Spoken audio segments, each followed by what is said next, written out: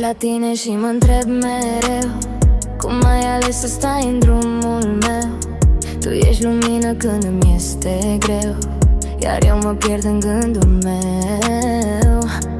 Parcă nu sunt destul de bună uneori. Tu meriți cerul plin de mii de culori, dar tu îmi iei mână și îmi spui încet că sunt tot ce-ți dorești, nimic mai concret.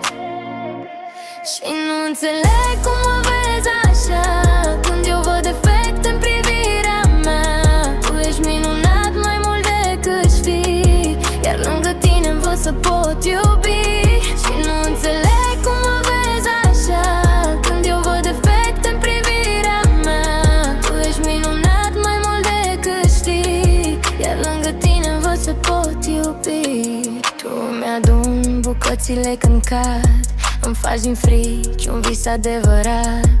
Și chiar dacă nu mă simt mereu de ajuns, în ochii tăi găsesc răspuns.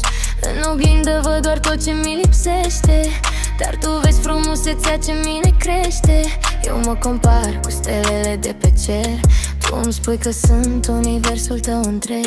Mă tem că într-o zi ai putea vedea toate nesiguranțele din inima mea, dar tu mă strângi aproape și îmi zâmbești, ca și cum aș fi tot ce îți dorești.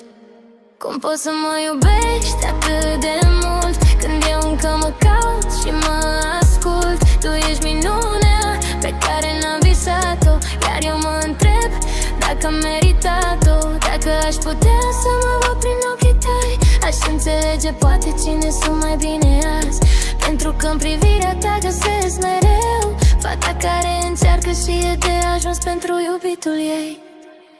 Și nu înțeleg cum mă vezi așa